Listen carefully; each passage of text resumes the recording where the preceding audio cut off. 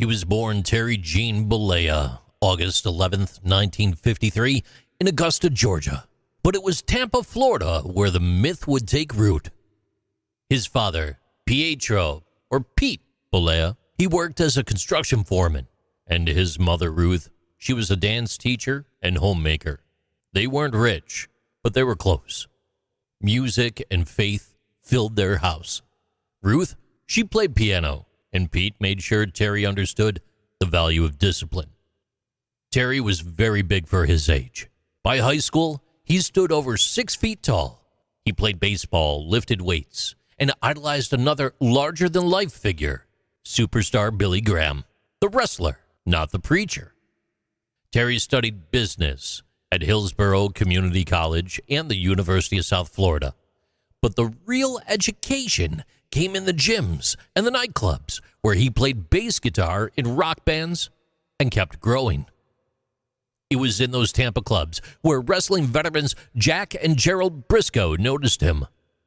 With a 6'7" frame, nearly 300 pounds of presence, they saw more than a musician. They introduced him to Hiro Matsuda, a respected Japanese trainer known for brutalizing recruits into readiness. On Terry's first day, Matsuda broke his leg, not out of cruelty, but as a test. If you came back, you were serious. Terry came back. He debuted in 1977 as the Super Destroyer in Championship Wrestling from Florida. From there, he took on various personas. Sterling Golden in Alabama, Terry the Hulk Boulder in Memphis, and when he arrived in the AWA, the American Wrestling Association, promoter Vern Gagne christened him Hulk Hogan. Hogan was for the Irish fan base in Minnesota. Hulk was what everyone saw when he entered the room, a living action figure. In 1979, Vince McMahon Sr. brought him into the World Wrestling Federation. Hogan made a splash instantly, but in 1981, he'd accepted a role in Rocky III as Thunderlips. McMahon Sr. had strict rules against outside ventures, so Hogan was released. Rocky III hit theaters May of 1982, and it changed everything. Terry's portrayal of Thunderlips, the ultimate male, showed the world that wrestling could cross over into pop culture. It was around this time in 1980, during breaks between wrestling tours in Los Angeles, that he met Linda, a model and flight attendant. What started as a spark became something steady, and by the time Rocky III premiered, their bond grew deep. He returned to the WWF in 1983, just as Vince McMahon Jr. was taking the company national. On December 18th of that year, Terry and Linda, they got married. She became his anchor behind the scenes, especially as his fame exploded. And that explosion came January of 1984, when Hulk Hogan defeated the Iron Sheik at Madison Square Garden to win the WWF Championship. Hulkamania was born. With yellow trunks, a red bandana, and bulging biceps, he famously called his 24-inch pythons, though they measured closer to 21 or 22 inches, 53 to 56 centimeters. He turned spectacle into movement that day.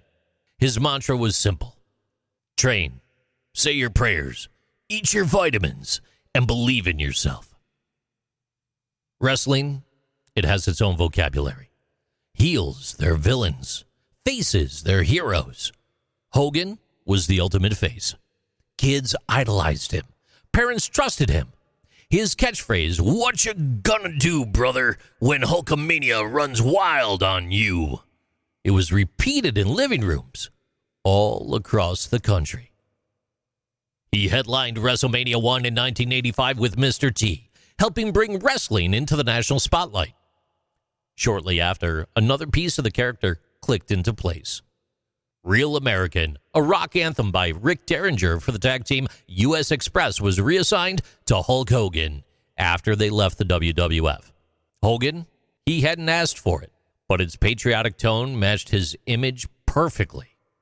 By WrestleMania 2 in 1986, it was his entrance theme, and fans would roar the moment they heard those first notes.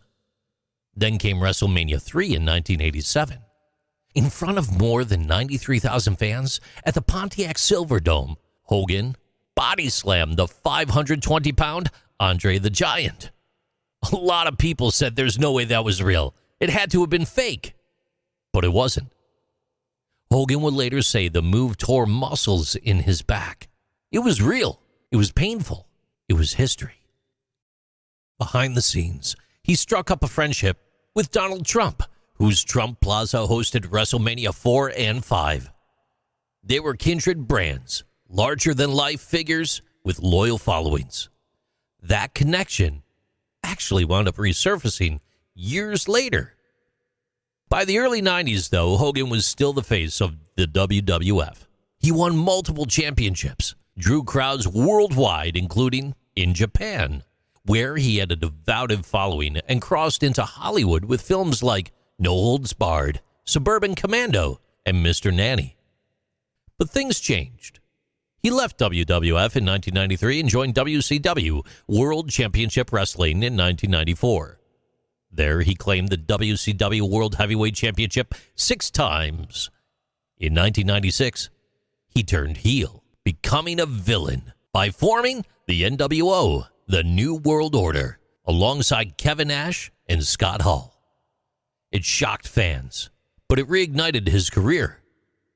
Blending in with the 1990s, the red and yellow gave way to a brand new black and white, and it worked. That same year, he opened his family to the public eye with a reality TV series called Hogan Knows Best.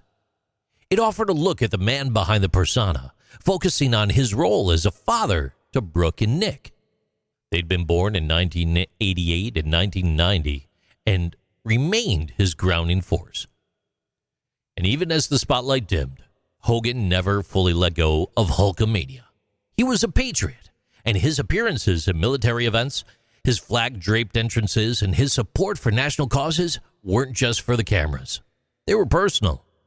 In 2005, he was inducted into the WWE Hall of Fame. He kept going. In 2010, he joined TNA Wrestling. The matches slowed, but his spirit didn't. He wrestled until his body finally told him to stop. Away from the ring, he stayed present, visiting hospitals, attending fundraisers, showing up at churches. No press, just Terry. Just the man people still called brother. His personal life shifted too. He and Linda, they parted ways in 2009. After that divorce, he remarried. He got together with Jennifer McDaniel, and that marriage lasted until 2021. Then came a different kind of moment. In 2023, at Indian Rocks Baptist Church in Florida, Terry Bollea was baptized. He called it a total surrender, a turning point in his life. And that same year, he met Sky Daly, a yoga instructor and accountant. They connected over faith and married not long after.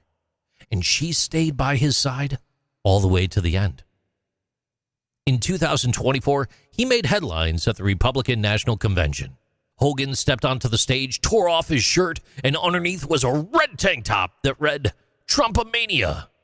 He grabbed the mic and declared, "Let me tell you something, brother. Donald Trump is the toughest of them all." On July 24th, 2025, Terry Bollea passed away at home in Clearwater. Cardiac arrest. He was 71.